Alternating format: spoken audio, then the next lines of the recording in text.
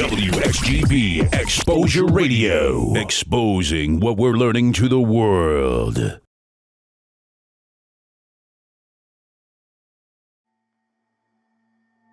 In 1921, one of the worst race riots in U.S. history occurred in Tulsa, Oklahoma, when members of an African American community refused to allow one of their own to become the victim of an angry lynch mob.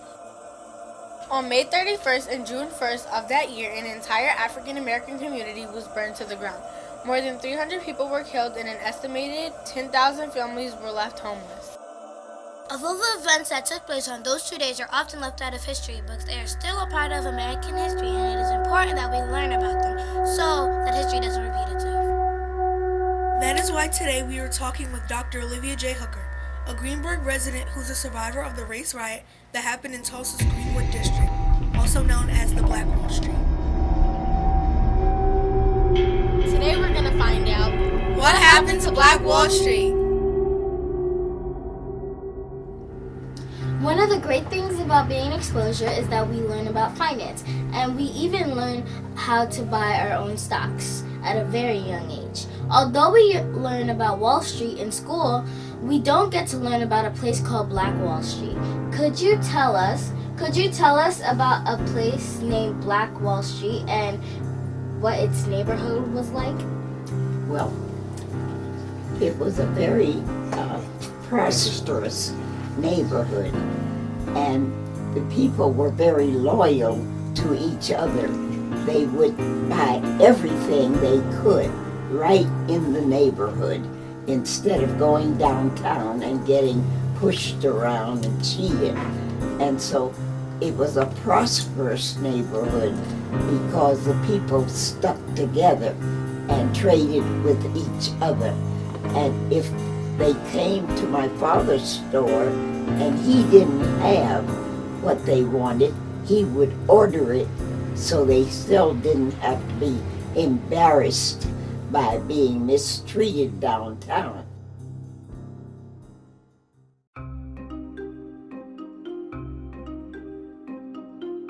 Olivia J. Hooker was born in Muskogee, Oklahoma during a time when the country was preparing to enter into the First World War. Her birthday, February 12, 1915, was the 6th-year anniversary of the founding of the NAACP. And on February 8th, just 4 days before she was born, a film entitled The Birth of a Nation was released to the American public. The film was controversial because it portrayed the Ku Klux Klan, a white supremacist group, as heroes.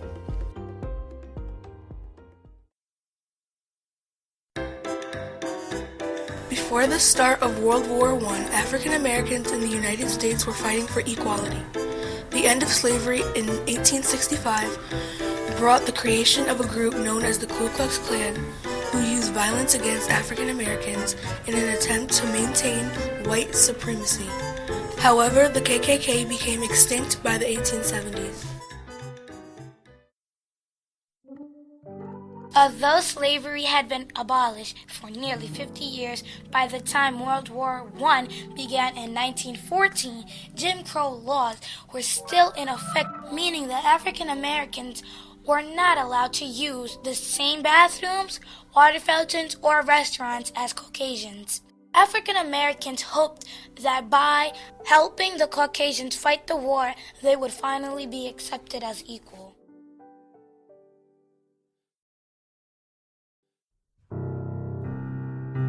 In 1906, an African-American entrepreneur by the name of O.W. Gurley moved to Tulsa, Oklahoma and purchased 40 acres of land, which was only to be sold to color.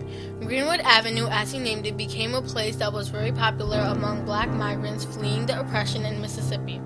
Believing that black people had a better chance of economic progress if they pooled their resources, worked together, and supported each other's businesses, the Greenwood neighborhood would eventually become the wealthiest African-American neighborhood in the United States, earning itself the nickname the Black Wall Street.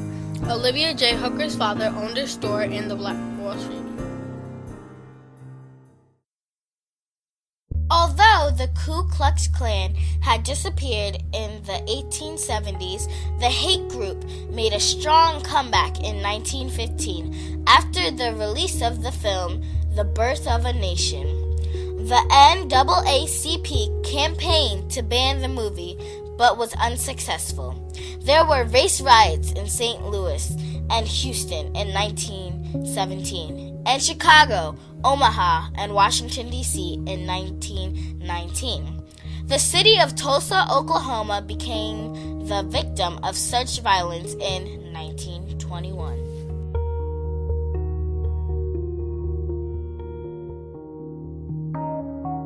On the afternoon of May 30th, 1921, while entering an elevator, a 19-year-old African-American shoe shiner accidentally stumbled into a 17-year-old Caucasian elevator operator.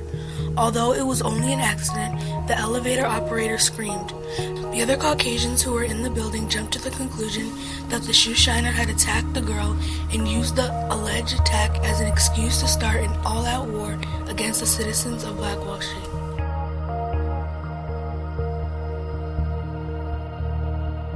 The next day, thousands of Caucasians, many of which were World War I veterans who had been recruited to the KKK, began ransacking the Greenburgh neighborhood. They used guns to terrorize the African Americans and even dropped firebombs onto the houses of men, women, and children that lived in the neighborhood.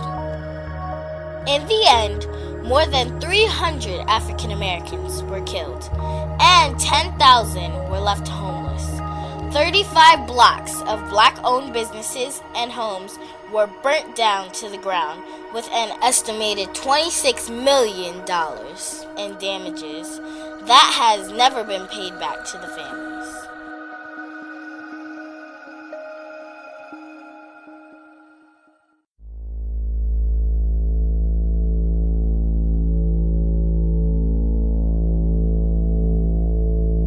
Little Olivia, who was only 6 years old at the time, never let that horrible experience stop her from doing great things.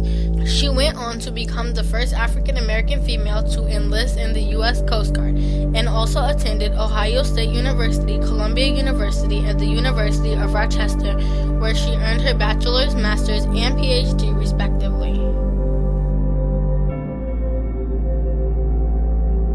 Today, at the age of 101, Dr. Olivia J. Hooker lives quietly in Greenburgh, New York, on a street that has been renamed in her honor. In 2015, a dining hall on the Staten Island Coast Guard facility and a training center at the Coast Guard headquarters in Washington, D.C. were also named in her honor. The families of the victims of the Tulsa Massacre in 1921 were never compensated for the damages. I'll tell you, it's hard to get people informed because it was kept out of the newspapers. It was forbidden to print it. And so a lot of people who read the paper every day never knew a thing